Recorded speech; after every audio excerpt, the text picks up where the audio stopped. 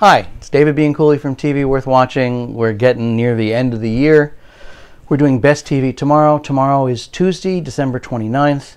And this one is so easy. It's on Turner Classic Movies. It's The Graduate, 1967. And when you watch it on Turner Classic Movies, you get an introduction. They talk about it afterwards. But in between, no commercials, no interruptions, no anything. It's like it's as it should be seen. And it's a wonderful movie.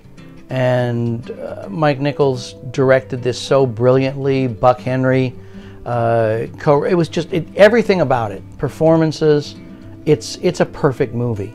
So this has not been a perfect year, but why not go out on a high note?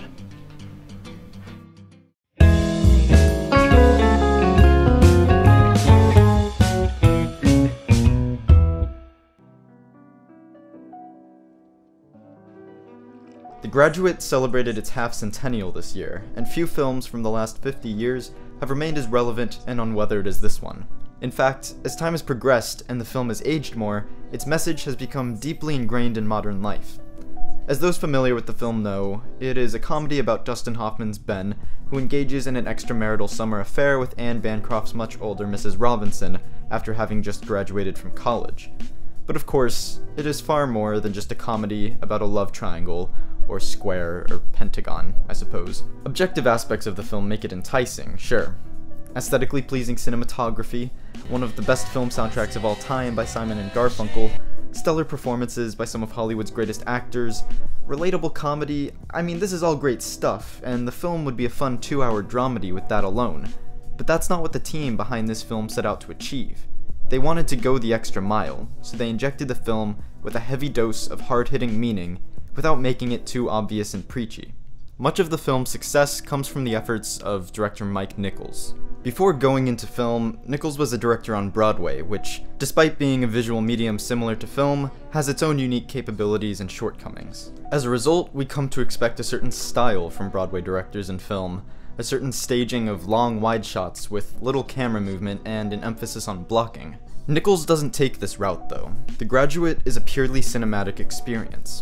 Different framing and composition takes on different meaning, editing expresses events and emotions better than words could, and subtle facial expressions are amplified for more realistic acting. In other words, the film makes the most of its medium. Let's take a look at what's accomplished through cinematography alone. This is a restricted film, meaning it doesn't give any information other than what our protagonist knows, and the cinematography supports this restriction.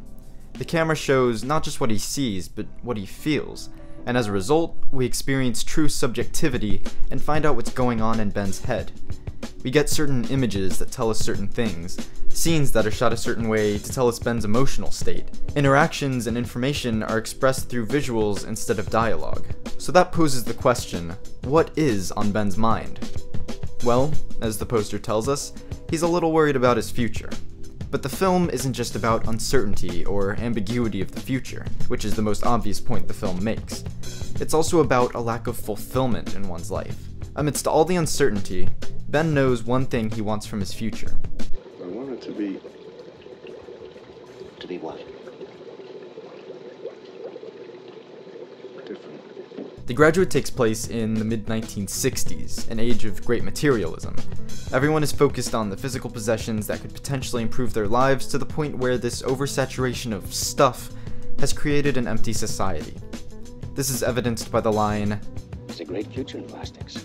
Ben wants his future to be different from these empty materialists because then his life will take on some sort of meaning. But because he is so uncertain of what the future holds for him, his life is consequently devoid of this meaning as he's crushed by the expectations and materialism around him.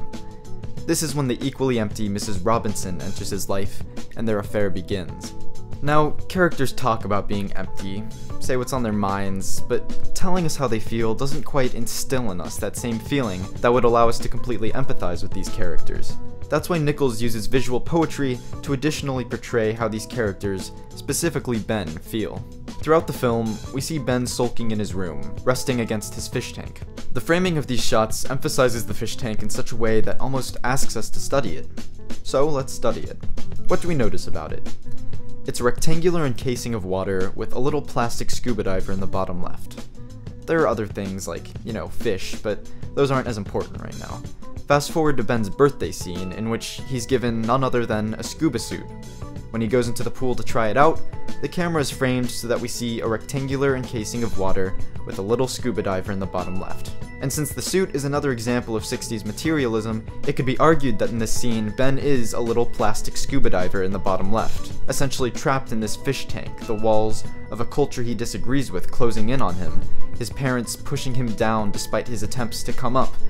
And not only is he trapped by the confines of this human-sized fish tank, he's trapped within the confines of the claustrophobic scuba suit, essentially a suit that would make him one of the plastics. To me, this scene is the most telling of the film. It encapsulates everything the film is about, and does so presenting information visually. The scene is also what gives Ben the push he needed to take Mrs. Robinson up on her offer. Another visual symbol throughout is the use of darkness. Ben's affair with Mrs. Robinson takes place in the dark, and even against the shadows of blinds, an homage to the old noir technique. Just as a staple trope of film noir is morally ambiguous activity, Ben finds his own morals at question when he begins his affair, although, since he's mostly in the shadows, we can pretty much conclude that he feels wrongly about his actions. Pretty much everything in his Berkeley apartment is shadowed, as the very reason for the apartment is to stalk Elaine. To supplement this dark activity is the film's theme song.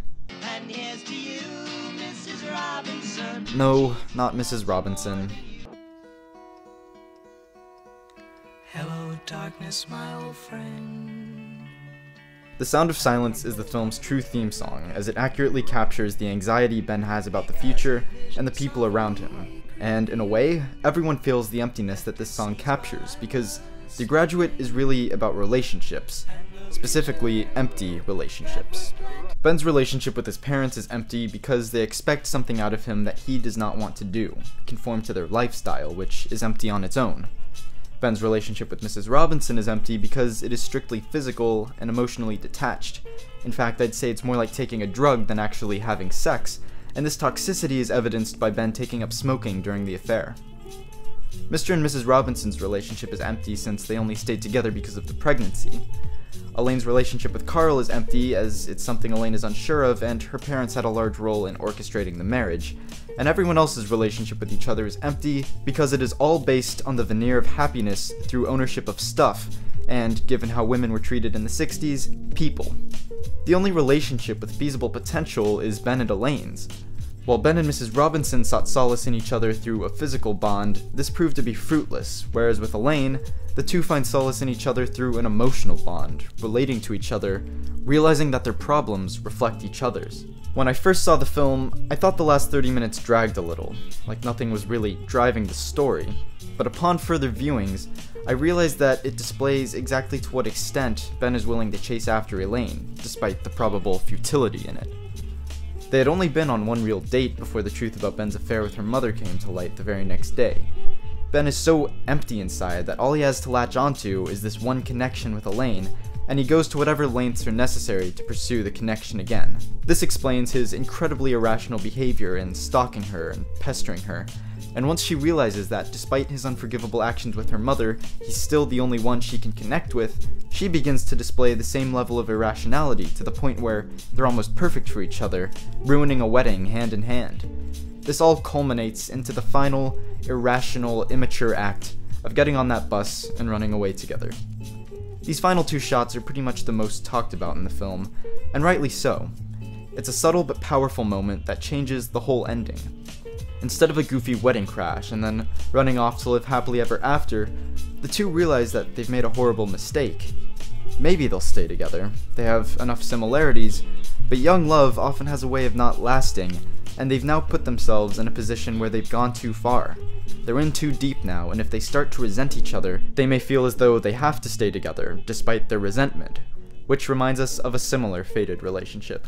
At this point we realize the real reason why Mrs. Robinson didn't want them to be together, because she didn't want them to repeat her actions. And even if things do work out, and they stay together, the question still remains, what does the future hold? They may have distracted themselves with all this romance, but their future is still uncertain, and the anxiety still lingers.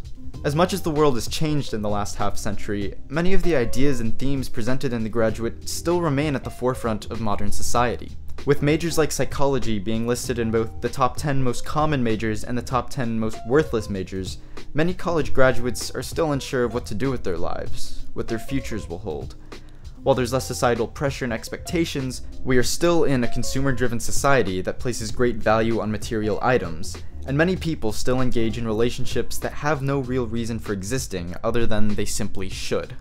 And the media glorifying acts of sheer irrationality and immaturity are only causing more young people to do more stupid things. The Graduate has been studied for the last 50 years, and I suspect that that study will continue long after the next 50, as its relevance only increases as the years go by. Is it a perfect film? Well, a perfect film does not exist, but I believe that The Graduate is about as close to a perfect film as we can possibly get. Thank you. I turned my car.